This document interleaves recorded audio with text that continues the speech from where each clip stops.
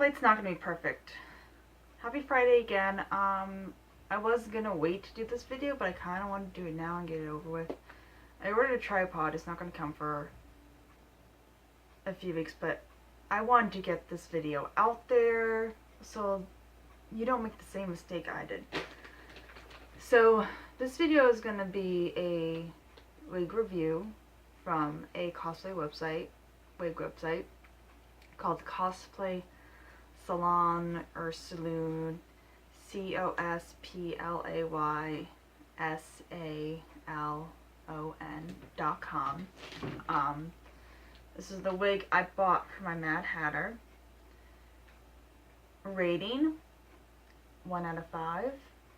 I'd give it a 2. It is, the only thing good about it is the color. So I'm gonna show it to you. So I got this wig for $10. Number one, it's very falsely advertised. Very, by the picture. I mean, the color is exactly the same. And yes, it doesn't look extremely thick, but I thought it would be, you know, better than, you know, this. I don't know if you can see the wig. See my finger sticking out? Yeah. I didn't expect it to be this thin, where basically the back is basically see-through. It's only one layer, so like, for example, there's a layer at the bottom, there's a layer in the middle, and there's a layer at the top warping over it, so it's, well, 3 layers, but they just overlap each other, kind of like a, I don't know what to explain it, but it's very thin on the back. The bangs are not bad for thickness. The color, I love it. So it doesn't look that way in the photo. It looks a tad bit thicker. I mean, the photo I could tell it was thin, but I didn't expect it to be that crappy for a cosplay wig or cosplay website, especially a website that I have seen recommended. So I was disappointed. Yes, it was $10, but I was disappointed because I've seen good reviews from that website, and I've seen people, you know, from the reviews recommend to buy there. I haven't seen this specific wig, only other ones. Number 2, it doesn't come with clips, which as a cosplayer, you kind of want clips in the wig to help it stay on better. So I had to add them in myself, which was not really that hard to do. It was just, you know, something I had to do. So I had to add these to it. I added 2 to the side where the ears were because they tended to flop outward. So I did it so they would stay. And then I did some at the bottom because the bottom tended to tug up past the bottom of my hairline. And the more I pulled it down, the more this went back. And so that's number 2. Complaint number 3 is it's tiny. It's small and it doesn't stretch much, honestly. It barely stretches at all. So it's good if you have a small head and you wear like a hat that drapes over the back, it's fine for cosplay.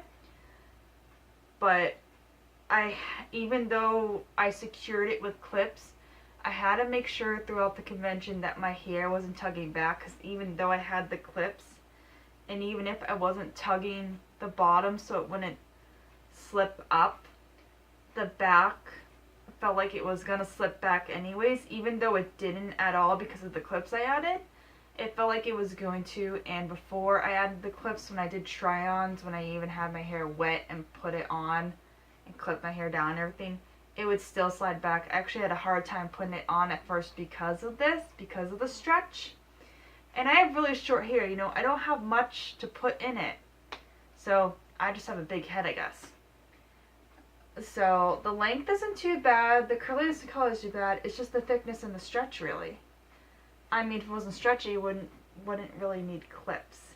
Because I have another wig that doesn't have the hair clips in it, and it's big and it's wide and it stretches a lot when I mean wide, and it fits perfectly.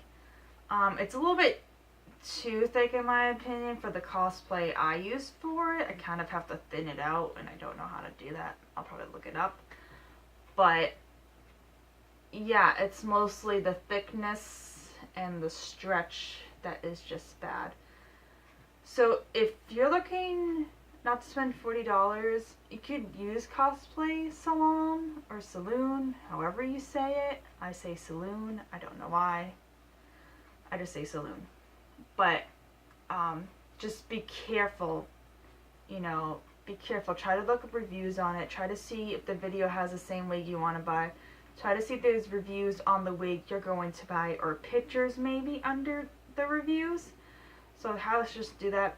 But a 1 out of 5, this is a 2. Not only that, it was, since it didn't stretch much, it was tight around my head, it was itchy, it was a bit uncomfortable around. So it wasn't unbearable, but like I could deal with it, you know.